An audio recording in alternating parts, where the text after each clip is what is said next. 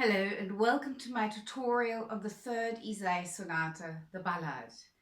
In this video I'd like to share with you the practicing methods and things which helped me tackle the challenges which I had in this sonata, of which there are many. I don't know how much these practicing methods will help you, because these are mostly about the things which I found particularly difficult. You might not find them so difficult, or you might find other things difficult. So I'm not even quite sure how much any of this might help you, but it might be interesting for you. So that's why I decided to make this video. The whole beginning, the recitativo, in my edition, the first 4 lines, is written without bar lines. It's all in one bar. So I started counting the bars at the molto moderato quasi lento in 5 quarters. That's bar 1. So just for you to know how I counted the bars, because we don't have bar numbers in the Ysaye sonatas, and I had to figure out what to do with this beginning. So that you know what bar I'm referring to, bar 1 is the first bar of the 5/4 bar molto moderato quasi lento. Now I need to start with what I consider the biggest challenge in this particular sonata. I think the biggest challenge in this sonata is intonation. I found it unbelievably challenging, and it also didn't get any less challenging as I worked at it. It remained a challenge. It's very difficult to hear because of all the chromatic in it. It's very difficult to get reliably in tune, and it's so important because of the sound. We have so much chromatic in this sonata. We have lots of dissonances, and it's so important that they sound big and beautiful, and that's only possible if they are perfectly in tune. And like I said, it's hard to hear. Some places are very difficult to hear. One needs a couple of crutches. And it's very difficult to be reliably in tune. I found that the greatest challenge throughout the whole sonata. And like I said, it actually never really got any less challenging. So I'll be talking about various intonation problems, intonation difficulties, and also a couple of crutches which helped me hear throughout the whole sonata, because that, I think, in this particular sonata is the biggest challenge that we're facing.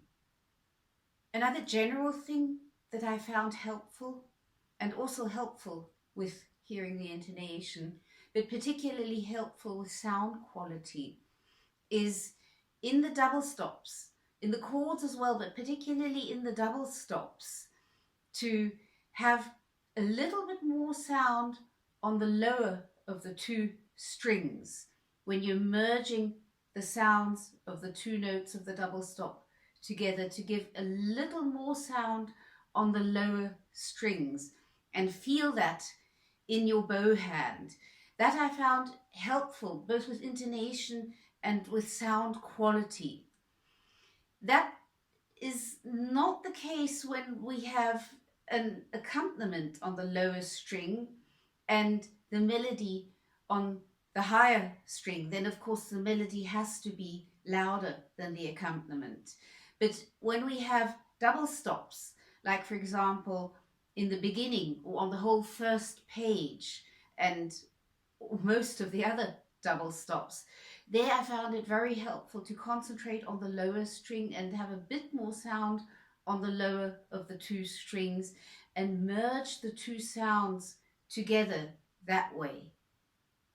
Now the very beginning, the first line, I find very challenging, and I always think it's rather nasty if right at the very beginning you have such a big challenge already. And I'm not even quite sure if it's just me who finds this beginning particularly difficult, or if it actually is that difficult. It doesn't matter. I find it very difficult. I find it very difficult with intonation. It's hard to hear. I have the tendency of playing just a little bit too sharp, and that's very bad for the sound and the intonation. So what I did a lot here was practice it for intonation. And when I practice for intonation, I don't play pianissimo. I know the beginning is marked pianissimo, but when I practice for intonation, I practice with a good, healthy sound, because I need to hear the overtones. They help me with the intonation. So just for you to know, when I'm talking about intonation, I always practice with a healthy, good sound, not fortissimo, but a healthy mezzo forte forte sound, so that I hear the overtones. Now, the very first note, that A, when I play that A, when I practice that A, I make sure that the open A string resonates as free as possible. If my A is perfectly in tune, then the open A string will resonate. You can actually see that. And that helps me to at least start off with an in tune A, and it also gives more body to the sound.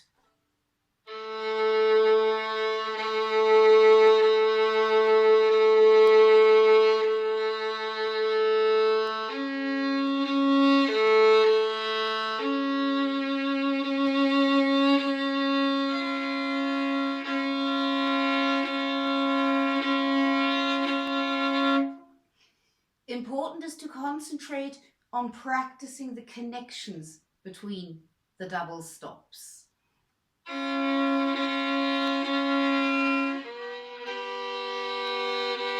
This is already hard to hear.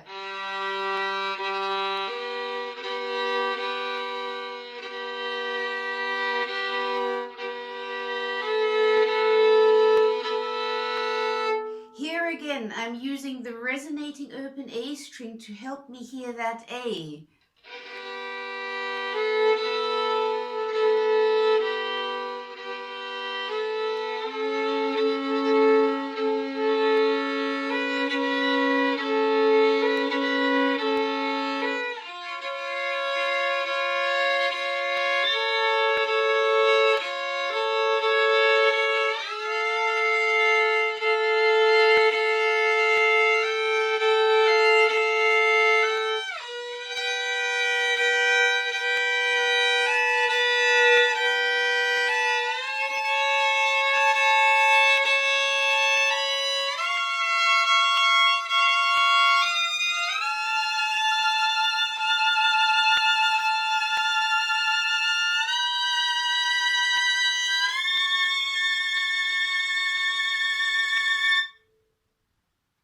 I'm always afraid of this beginning, and every single note in my case has the tendency of being just a little bit too sharp. Once I found that out, that helped already, because I knew that everything is just less sharp than I think it is, less sharp than my hand thinks it is, so I could start working against that. Now the next part, what helped me was to think ahead, to hear the next note already while I'm playing the previous note, and particularly in the rest. So that helped me a lot. It's a bit difficult to describe. While I'm playing one note, a part of me is already hearing the next note in my head. That helped me. And now in the rest, I was already hearing next note.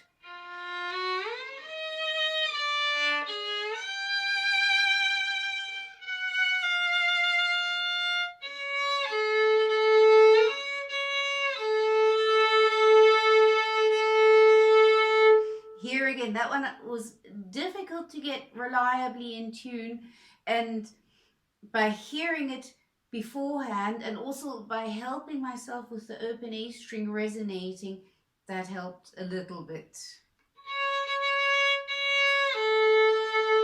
Now hear the C, hear the D. So that helped me with this bit.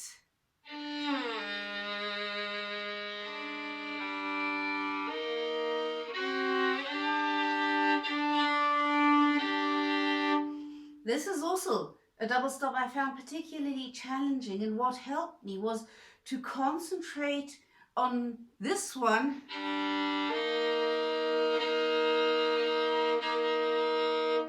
to make sure that one's in tune. Again, I always had the tendency of being too sharp, and the more secure the intonation was in that one, the better the next one became.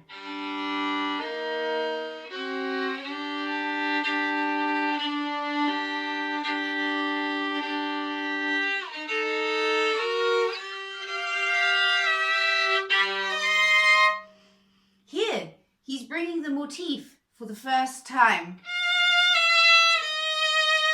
And then, so the E flat should be the loudest note in that chord so that one can recognize the motif.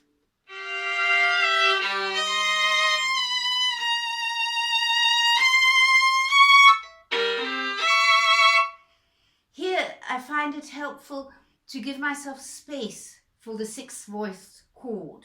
It's so funny how Ysaye sees absolutely no reason to limit himself to four-voiced chords on the violin. Here we have a six-voiced chord, and he does that all over the place in the sonatas. So you go.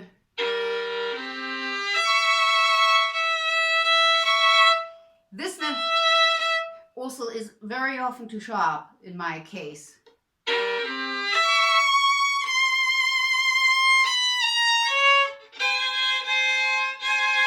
Here I find it helpful to catch the string.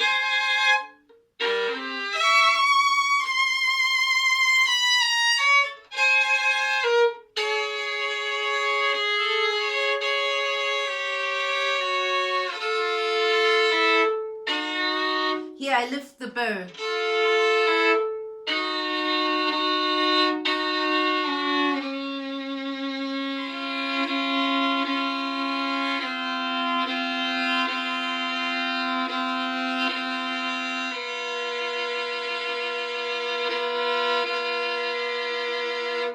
Again, difficult to hear, and also, like he marks in the music there, keep the forte going. Don't make a diminuendo there.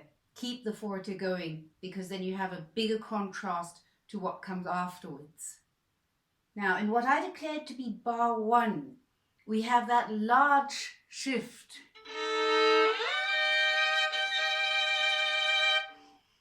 I also found that very challenging to get that reliable, and what helped me was to hear the notes before I started shifting. So I hear that third in my head already while I'm playing this.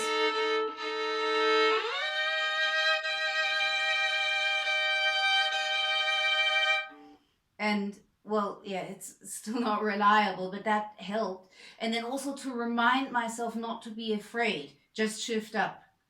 And here again, this whole part, the whole first page is centered around this augmented chord. And I think that's why I have this continuous danger of being just a little bit too sharp.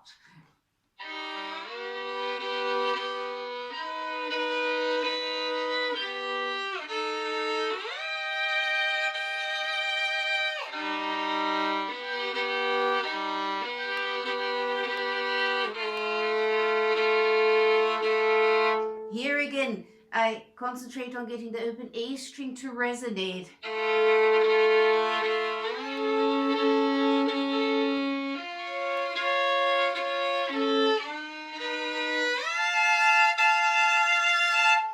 And now we have a very similar challenge to the very beginning. Again, open A string must resonate.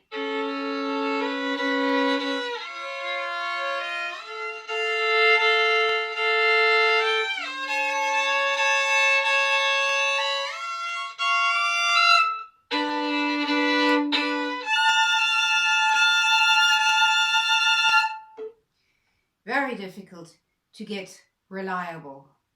Bar 4 and 5 I also found particularly challenging.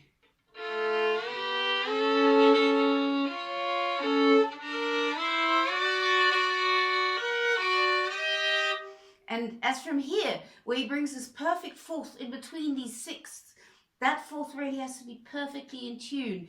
I found it helpful to practice it like this.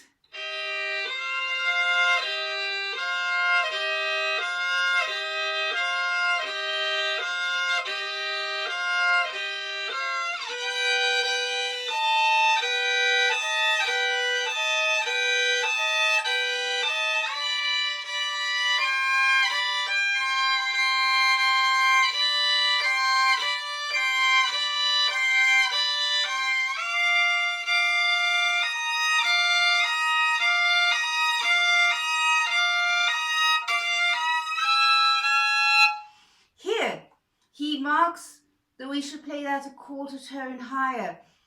I think that was just his way of telling us to pay attention to the enharmonic change, because harmonically G sharp is higher than A flat, and I think he wants us to bring that out so that it's harmonically in tune.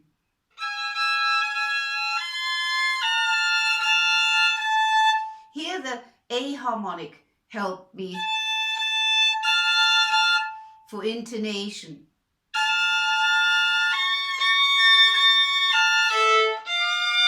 And now in the following bit, my third finger was always a bit too sharp. Every time I play it, I have to remind my third finger to sit itself down lower.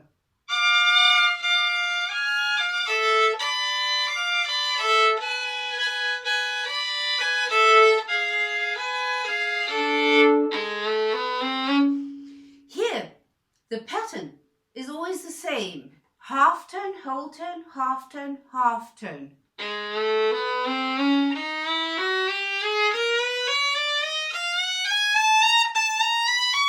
And here not anymore. I lift my bow for that A because that's a very important high point note.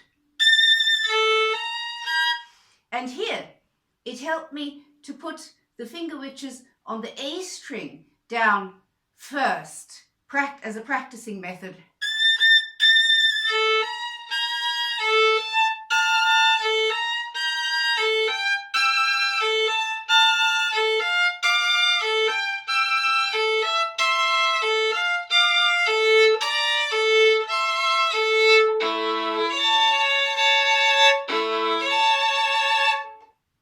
Moving on, bar 11.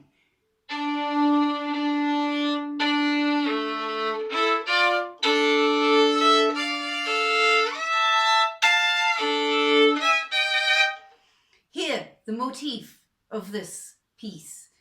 I find that terribly difficult to hear as far as intonation is concerned, and even more difficult to get reliably in tune. But what helped me was that one's still fine to hear. Here I use the open E string to help me.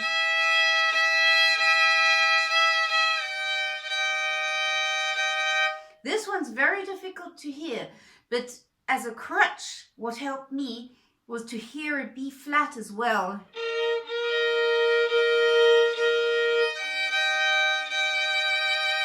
So when I practiced it, I practiced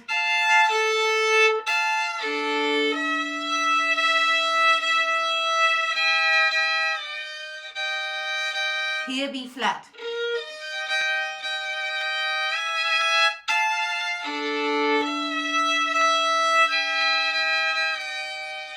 Here a B flat.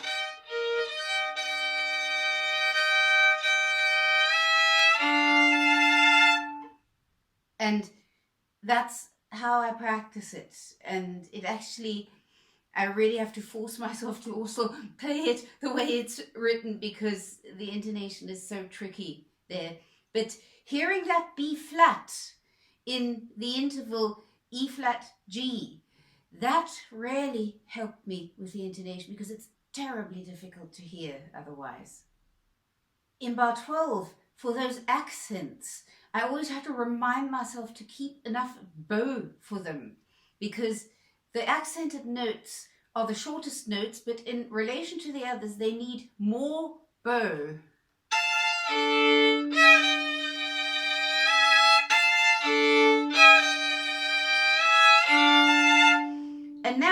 contrast. I think this, which is coming now, should be very lyrical.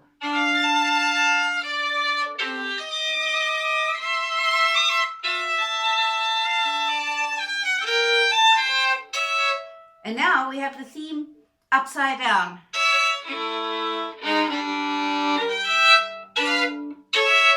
These repeated down bows, here it helps you to concentrate on the movement of my right arm.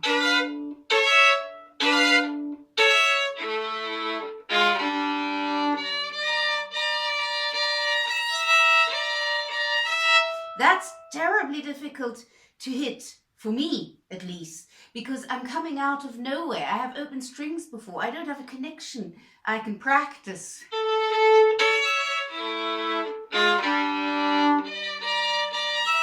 It's always a hit and miss with me. I practice that so much.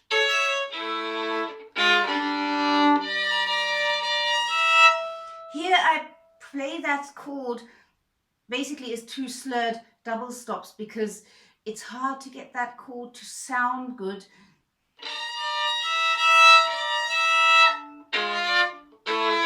And here, these repeated down bows again, it helps me to concentrate on the movement of my right arm.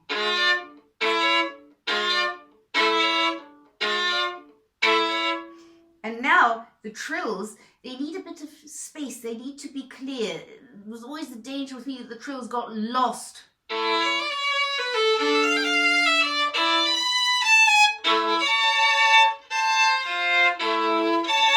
And now we have the same intonation challenge again.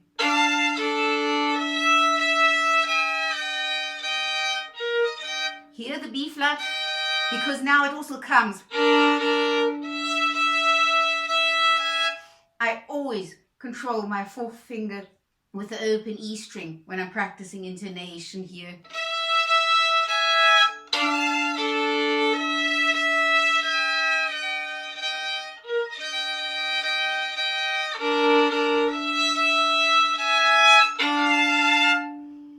And now, again, contrast, lyrical. I love the contrasts in this piece. We have this very agitato theme with chromatic and often a lot of dissonances, and then suddenly he has these lyrical bursts which are quite tonal. So I like bringing that contrast out as much as I can. That's another one which I find hard to hit because I'm again coming from open strings. It's hit and miss. I'm coming from nowhere.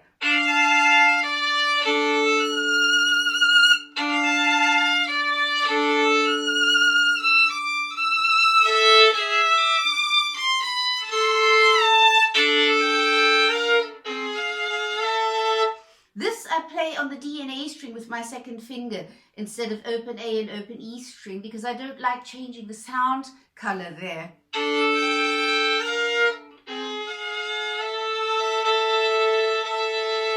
Takes a bit of practicing though.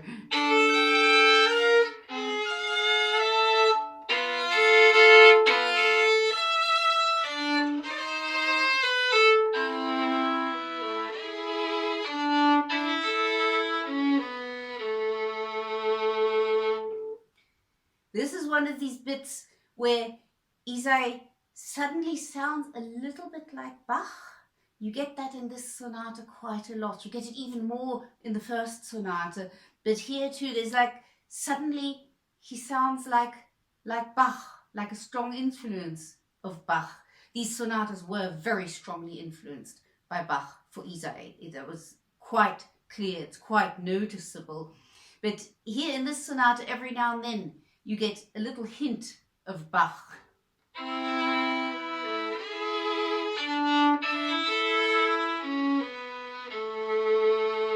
One can also take a little bit of time there. So these contrasts are fantastic. They're fun to play. It's very nice. And I would suggest to bring out the contrasts in the sonata as much as you can. Now the following bit, as from bar 26, 27 and following, is like a whole different world that he suddenly brings us into. Very lyrical.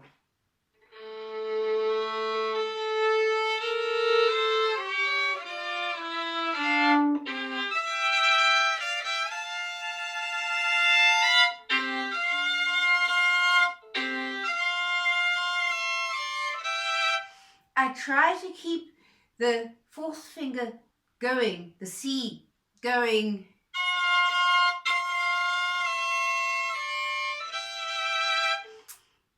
He didn't write it that way, but I think that brings out the lyrical side a bit more. And I do this in second position so that that is possible.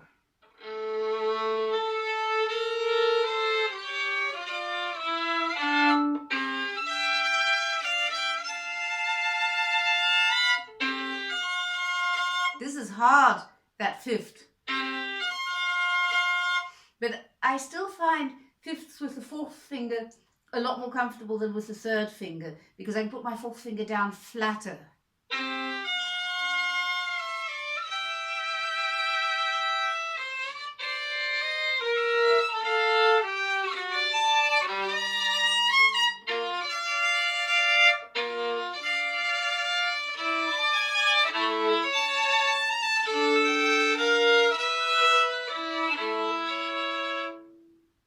And I would take a small break there before I go on.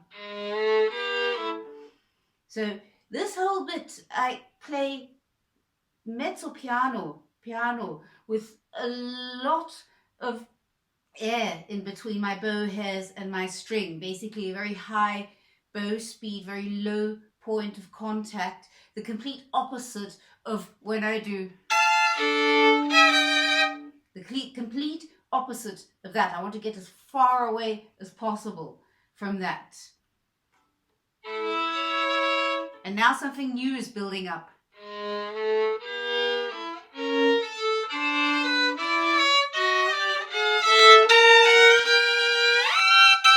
I changed the bowing there because I want to be down bow up on the top there. That's much better starting down bow, I think at least.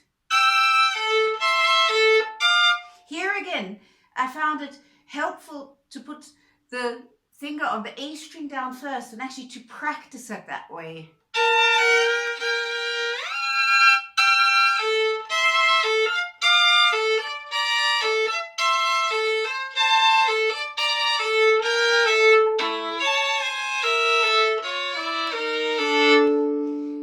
That sounds difficult. I didn't find that so difficult, but the intonation, one does have to do it slowly.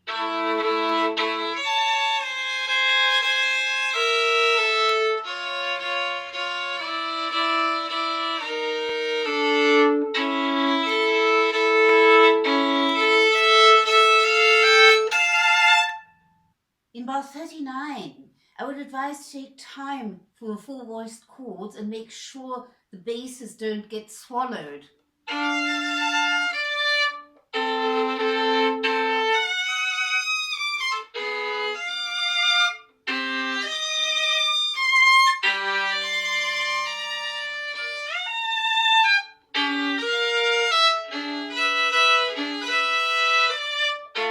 And this is hard to hear again.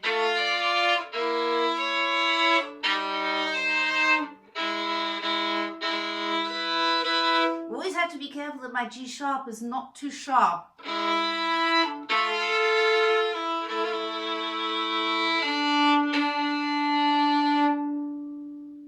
Bar 43.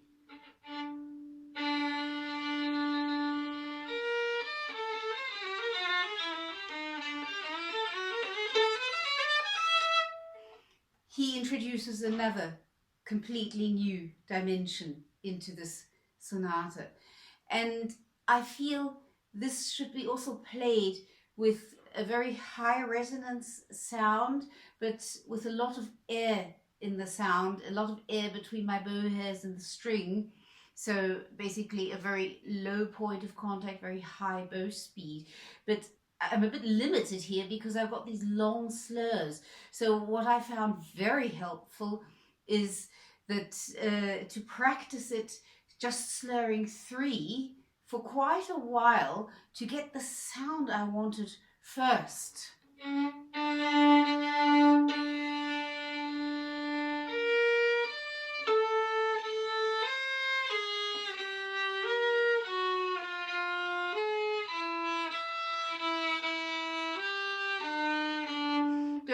afraid of the quarter tone. It's just exactly midway of the half tone.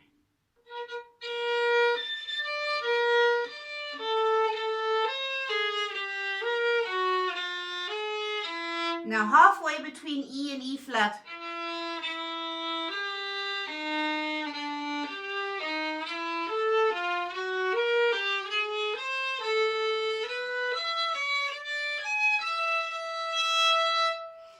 So that actually helped me to practice it with lots of bow, just slurring 3 for a long time to get the sound that I wanted.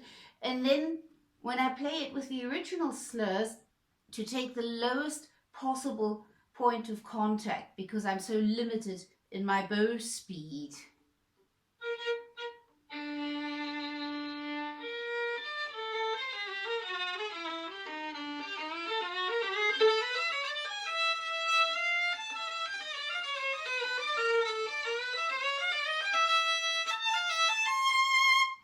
That really helped a lot, but I find it very challenging. One should probably go for playing this whole bit as fast as possible so that one doesn't have to use quite such a low bow speed. But this bit is fast anyway, so I'm a bit afraid of playing it too fast because there's the danger that I fly out somewhere.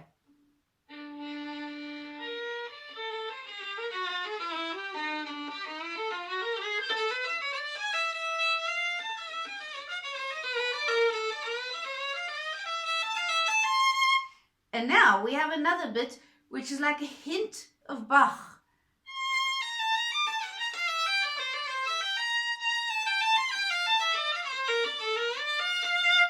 So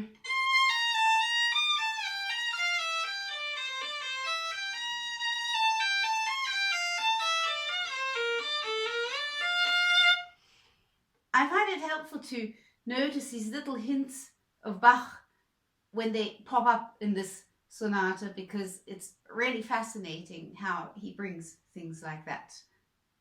Moving on, bar 49.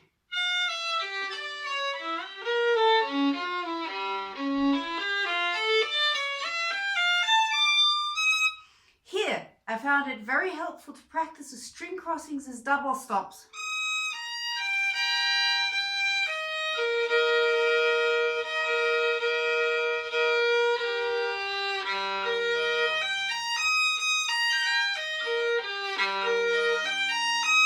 I practiced that quite a lot like that.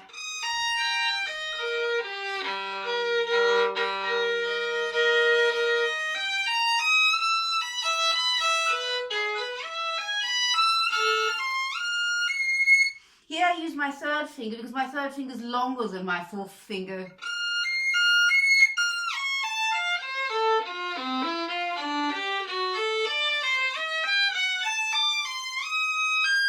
Here I have found it helpful to keep my first finger down because then I have it again.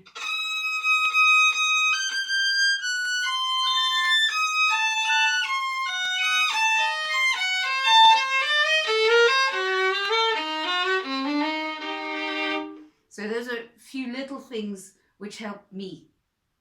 At the end of bar 54, I changed the bowing so that I could start up bow here.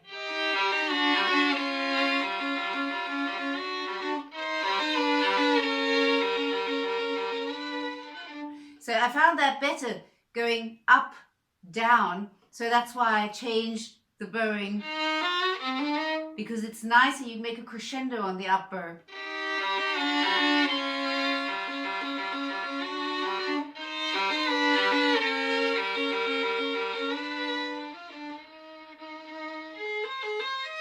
And here I try to use again a completely different sound color so that I have a contrast again. I want a very low point of contact with a high bow speed.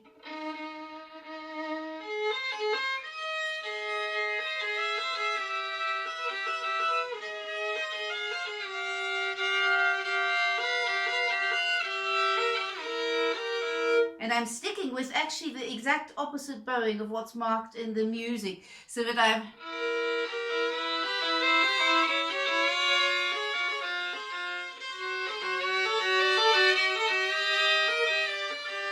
I find that better that way around, because the crescendo on the up bow is so much more natural than to do a crescendo on the down bow.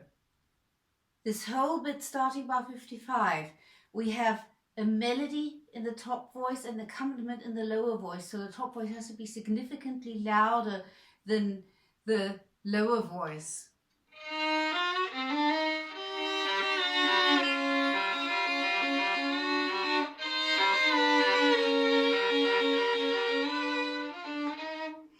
And also notice we have the motif.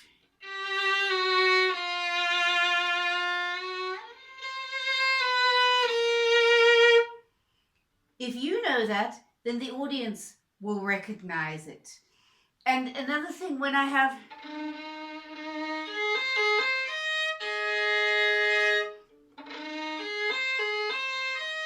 when I put my finger down for the E flat, I put it down for the fifth already.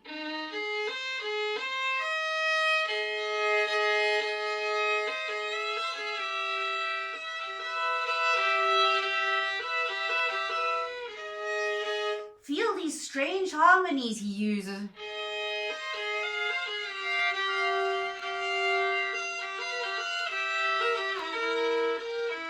He uses really strange harmonies here.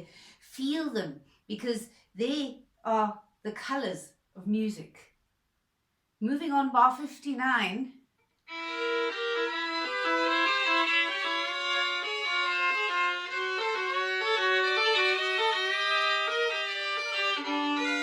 And now here, when we go over onto the A and E string, don't give too much sound yet, otherwise you won't have enough space for a crescendo. A and E string is naturally a lot louder than D and A string, so there's no need to play it even louder, otherwise you won't have enough space to make more crescendo.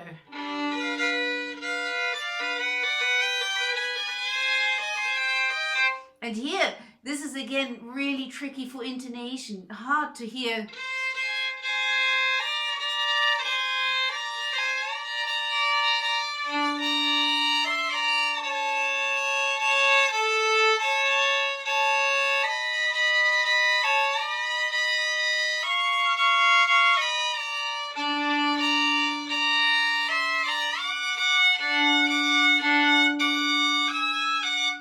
So I use a lot of open strings to help as a crutch for intonation, because that is really tricky to hear, that bit.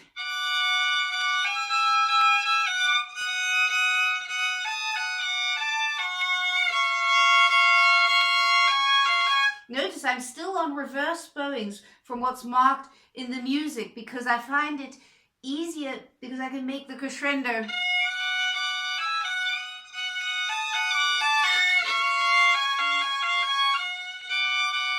I find it better making a crescendo with the up bow.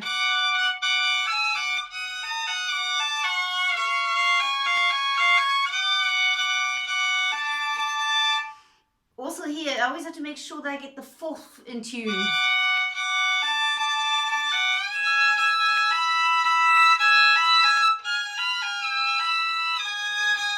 Here, I bent my first finger the other way. One shouldn't do that too often, it's not good for the joint, but on rare occasions like this one, where it's the only way I can get the fifth in tune, because the strings are so distant up here, so high up in high positions, that it's really hard to get the fifth in tune. So I need a lot of fingers, so I bend the joint the other way.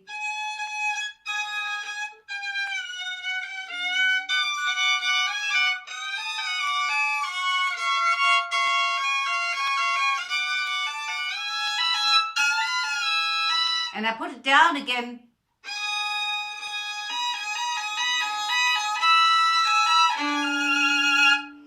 So, like I said, one should avoid bending the joint the other way, because it's very bad for the joint. But on very rare occasions, where, for instance, in this case, I wouldn't get the fifth in tune otherwise, one can do that occasionally. Now bars 65 and 66. That, I would say, for me was probably the hardest bit in this piece. and for quite a while I wasn't sure if I would be able to play it.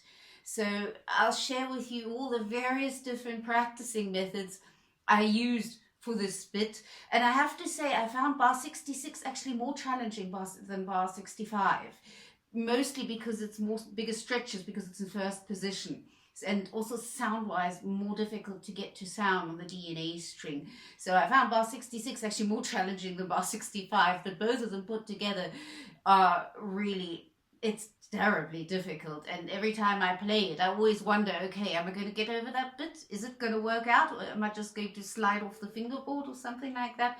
So it's really, really tough. The first thing that I did was, I always start here.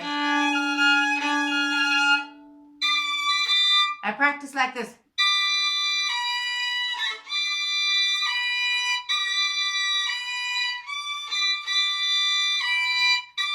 I repeat that until I start feeling comfortable.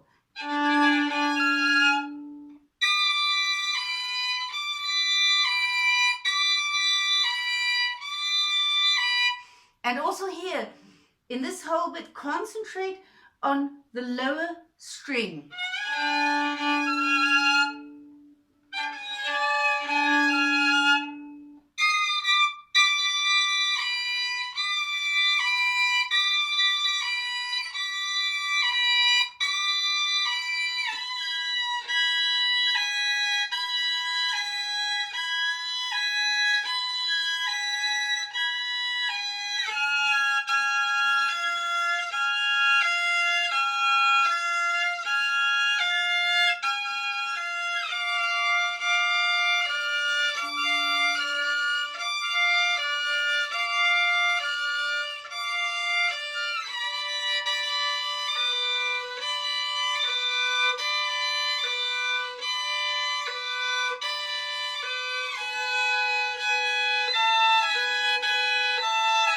Here again, I repeat those triplets until they start feeling a bit more comfortable.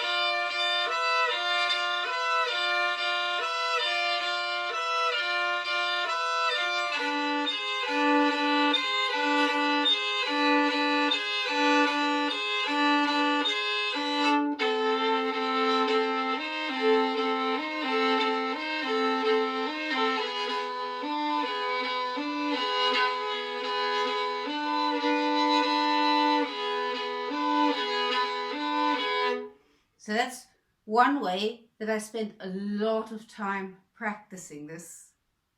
And what I also do, I practice bar 65 in the same way.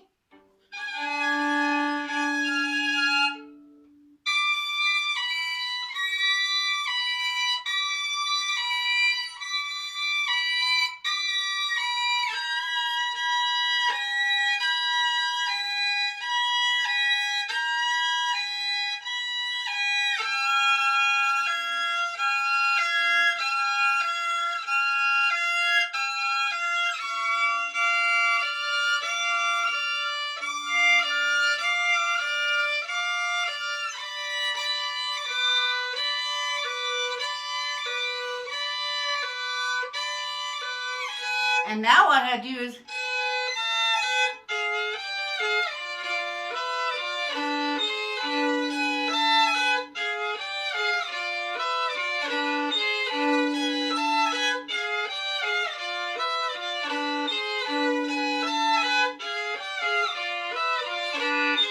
just repeating that again and again and again and again and again and again.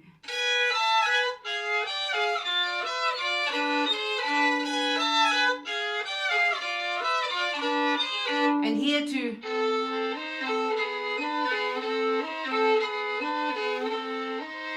Here again, my third finger is nearly always too sharp.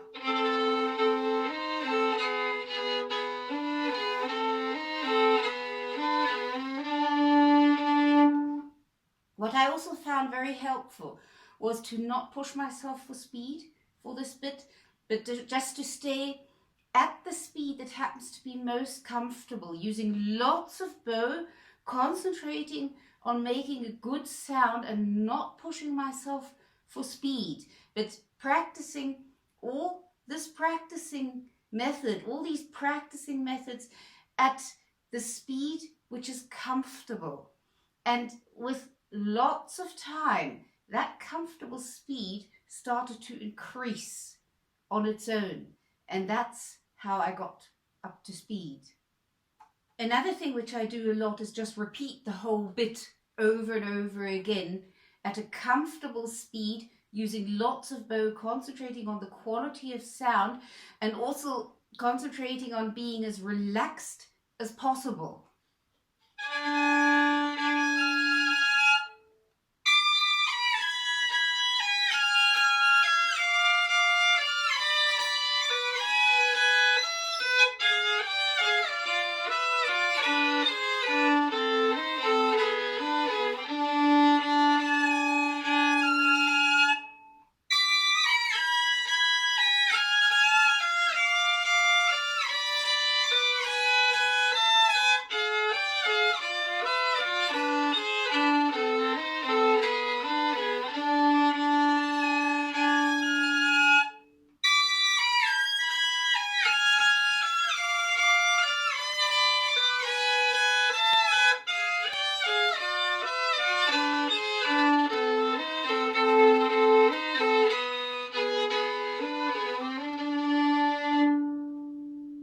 What I found most valuable in this repetitive practicing was to stay within a comfortable speed and to do this as relaxed as possible, keeping my bow hand and arm as relaxed as possible, because this is not so much of a challenge for the bow, it's a challenge for the left hand. And the more relaxed my bow hand and arm are, the more that relaxation will carry over into the left hand, so that is as relaxed as possible. And not pushing myself for speed helps a lot here. And just by repeating all of those practicing methods over and over and over and over again, this comfortable speed does increase over time. Moving on, bar 67.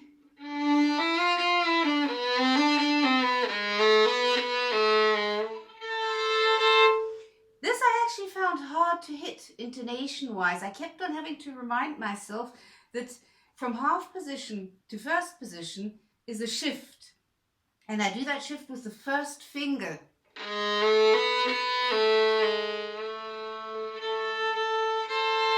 And then I'm in a hand position to reach this third. Here we have the main theme, the motif, and we have the accompaniment, and it's all woven up together. And I found it very helpful to exaggerate bringing out the motif as a practicing method, exaggerating it.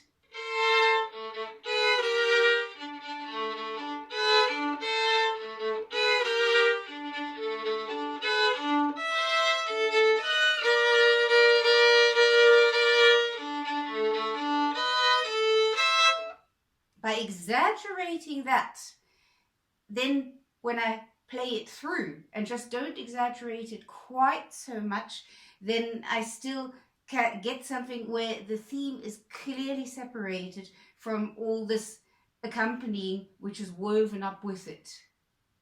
Bar 71, I change the bowing.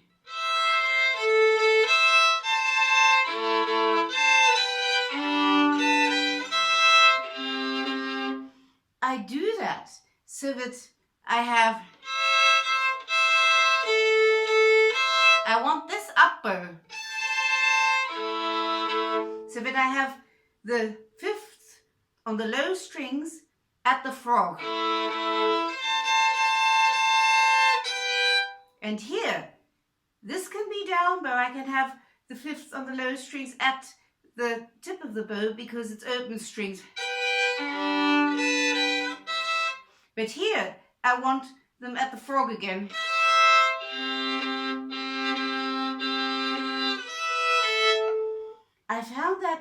easier with sound. This might not help you, but this is just what I did and why I did it.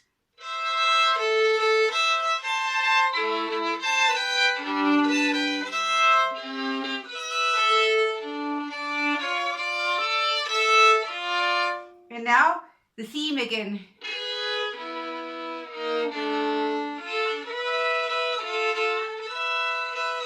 This I had to practice a lot.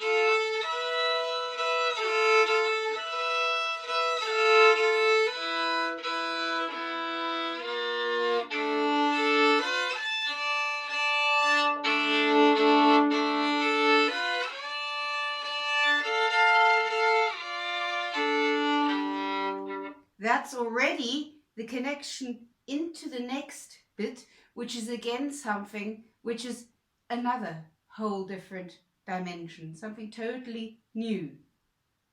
Bar 75.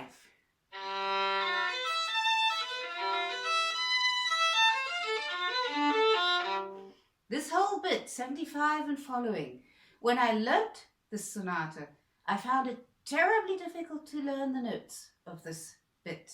I remember because I don't often have problems learning notes of pieces, even of very contemporary pieces. Somehow that's not what is difficult for me.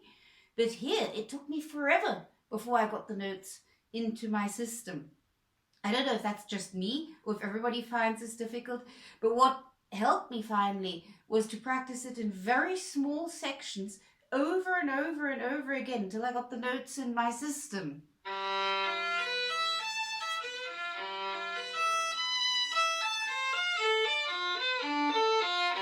Just that, and that over and over and over again, and then the next section over and over and over again, and then the next section.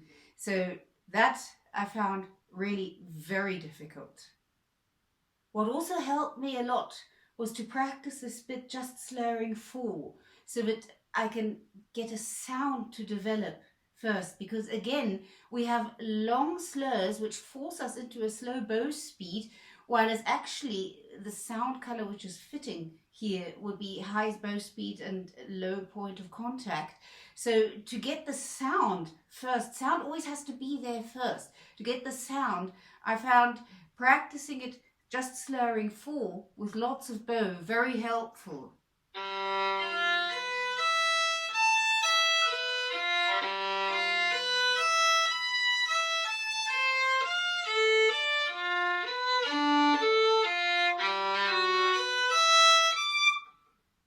Found that very, very helpful. And then when I play it using the original bowings, to try to get as close to that sound as possible. My ear's already used to a good sound, so it will expect that to a certain extent. Try to get as close to that as possible.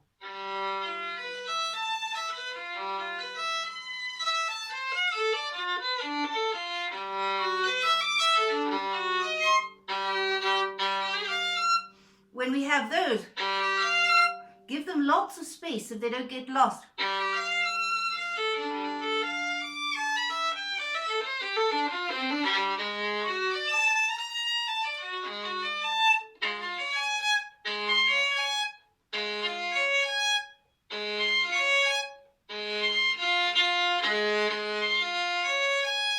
I practice those a lot with lots of bow.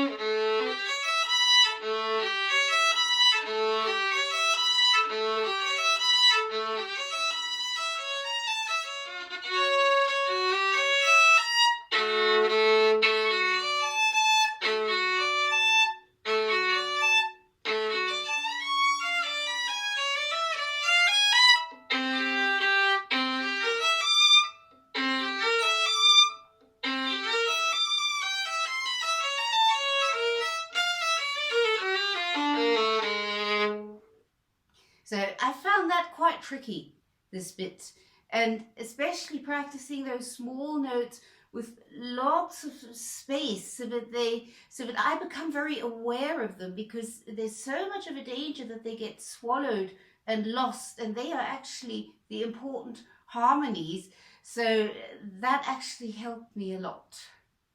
Bar 86, I changed the bowing again.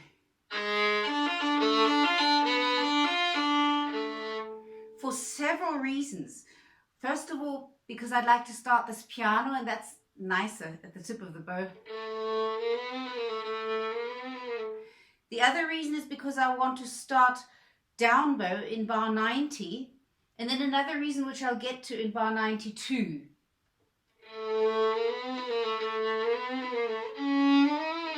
At this bit and what's following, I found it, particularly when I was learning it, most helpful to concentrate on the first note of each group and to remember the sound and to hear that in advance.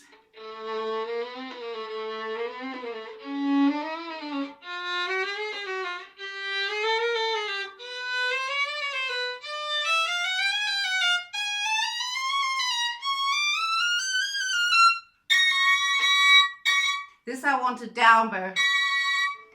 So when I was learning it, that was how I practice it. Of course, I don't emphasize the first note quite so much when I play it, but for learning it, I found that very helpful. Now, bar 90. This is again something which I found terribly difficult to hear with intonation. So what I did was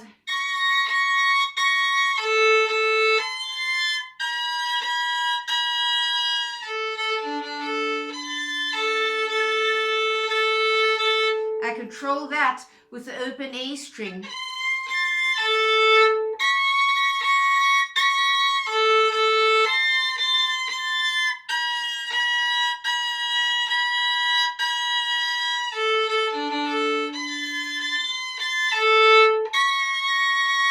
And now another reason why I changed the bowing was because I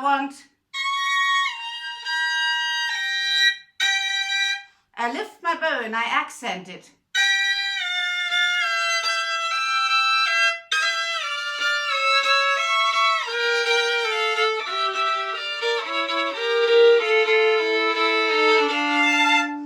Because that makes the rhythm so much more clear for me and for the listener. So I found that just the much better bowing.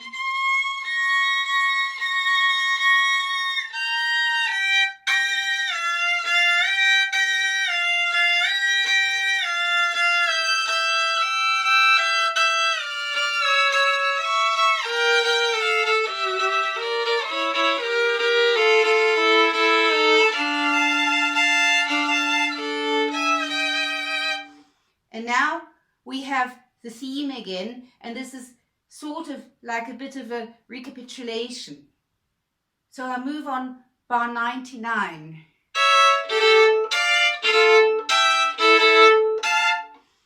Here I found it helpful to catch the string.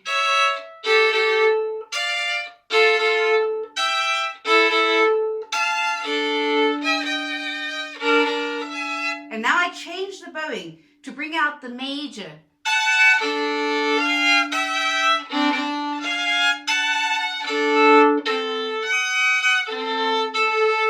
That's another one which is difficult to get in tune.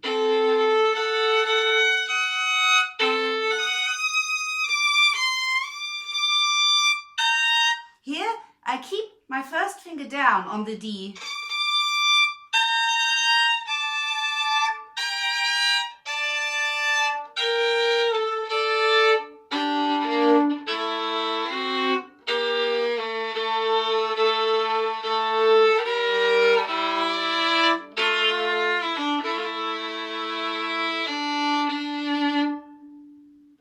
By 106 to 111, I found it very helpful to make sure that the open strings sounded good. That helped with the sound of the stopped notes.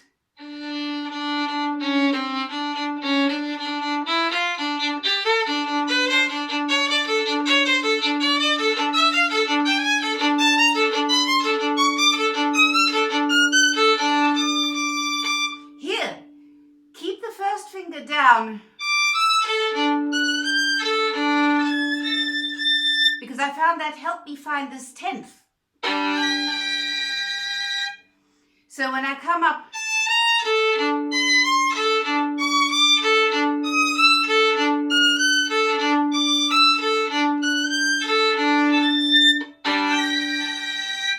by keeping the first finger down on the D, my first finger at least has a vague orientation of where to place itself for the G on the A string for the 10th. So I found that very helpful, keeping the first finger down on the D.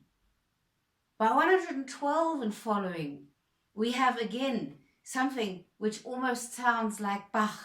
So he's bringing in this hint of Bach once again into this sonata, which one would just not expect if you think of the first opening page or if you think of the motif of it. So once again, we have a hint of Bach. I love this bit, but unfortunately, for some reason, I also found it very, very challenging, particularly for sound. And I don't know why. I don't know what makes it so difficult, which is strange. Usually I know why something is difficult for me, but in this case I actually don't. Perhaps it's because one has so many string crossings.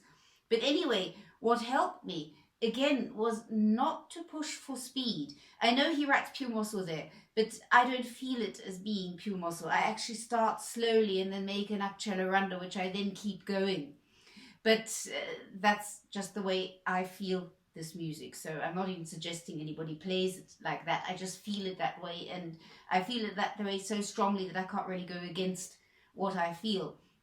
But it's not just so much a tempo question, but not pushing myself for speed when I was practicing it, and staying within the speed which I felt comfortable and able to make a good sound. That then in the end helped me most. So what I did a lot of was this.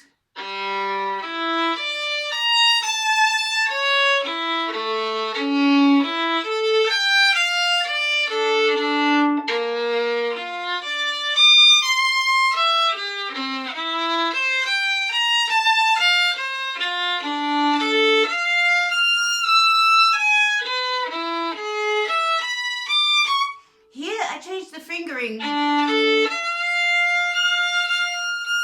then I do 4th finger so that I can do the 5th with the 2nd finger,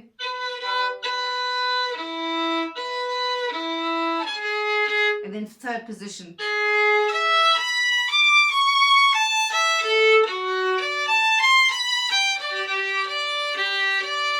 It seems to me that the string crossings are the problem.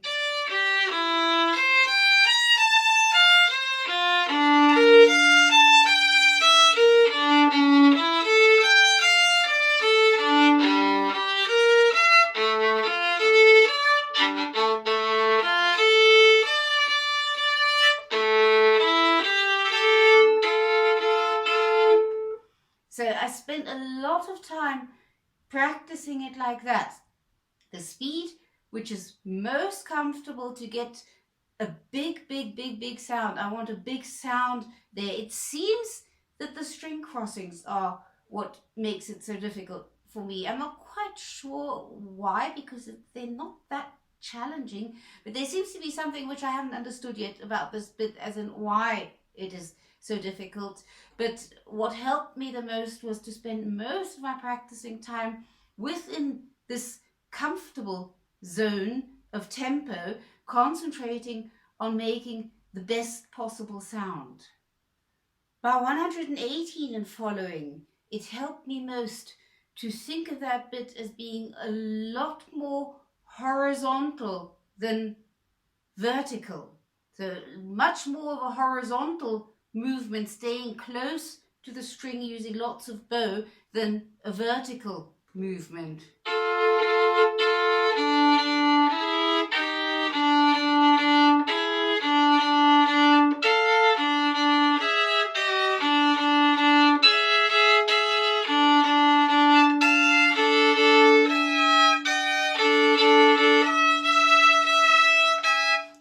I help myself with the open E string.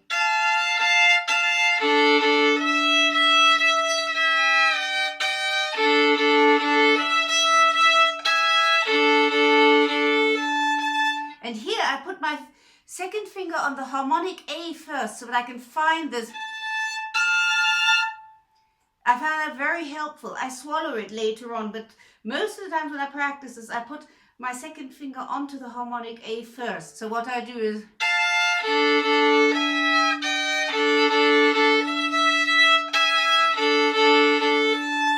then I know I'm in the right place.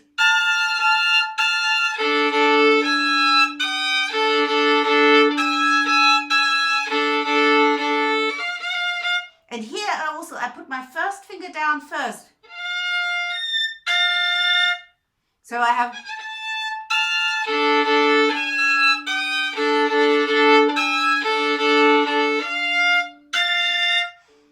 By practicing it like that, actually slurring that F, first finger F, onto the up bow still.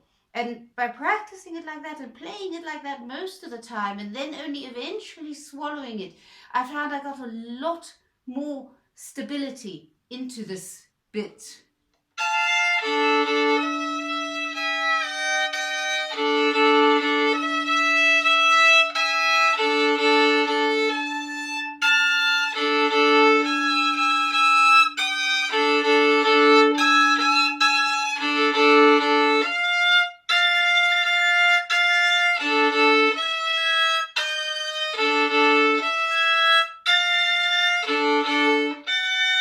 I switched to 1-3 here because my third finger is longer than my fourth finger, much more comfortable hand position.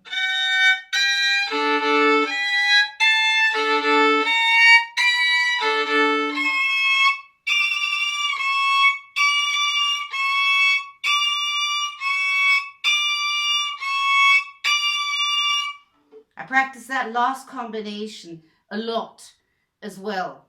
Switching to 1-3 in the 10ths really helped me a lot because up there in these high positions, 10ths are not a stretch anymore. That's not the problem. But my third finger is so much longer than my fourth finger that I can keep my thumb here if I use third finger, which I couldn't if I'd use fourth finger. I would have much less stability in my hand position and actually also in holding the violin. So switching to 1-3 there for me was a huge help. And just also this bit, practicing it with as much sound as I can produce at a comfortable speed, not pushing it for speed when I practice, and allowing this comfortable speed to increase on its own over time. That was actually what helped me most. Now with those chords at the end, 124, 125. The danger with those is always that they sound. So to work against that, when I started learning it, what I did is I did them up, down, just to get used to the actual sound of the chords.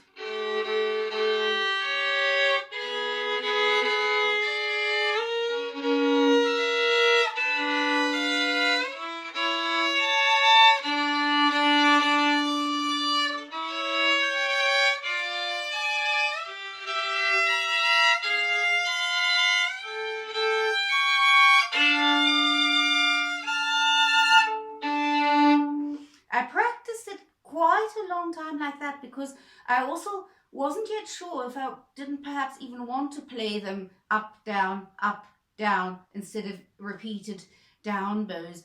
And what I found helpful about that is that it made it easier for me to practice the connection between the chords.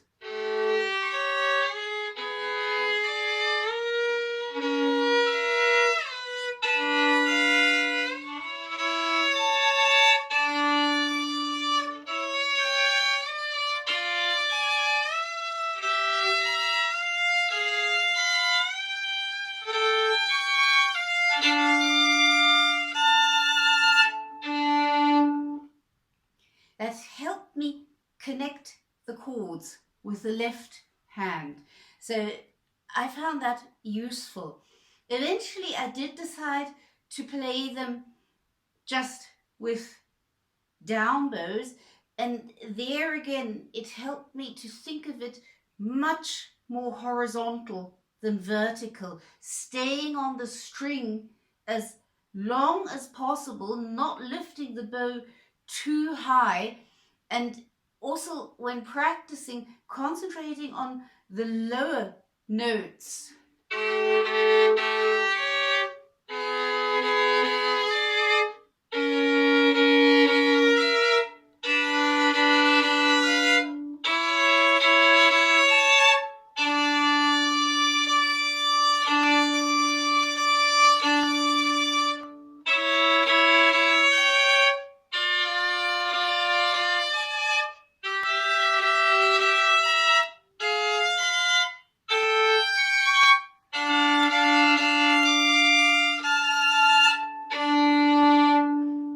Concentrating on the lower notes of the chords helped me a lot. And then just speeding that up.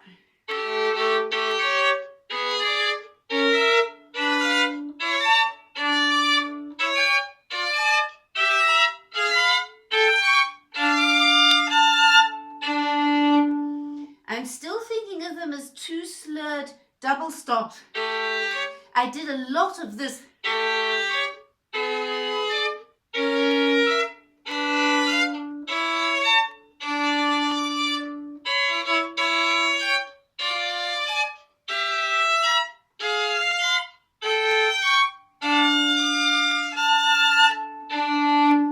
I did that a lot. I found that very helpful.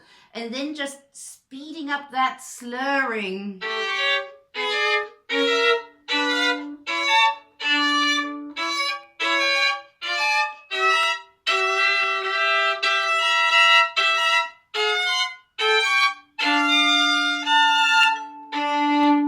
And speeding that up, not doing it right at the frog where the bow is so heavy, but a little bit away from the frog, thinking very, very horizontal, not vertical. Those things help me a lot with these chords at the end. Okay, I hope you find this interesting and useful.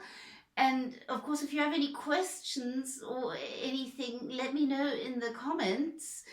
And yeah, happy practicing.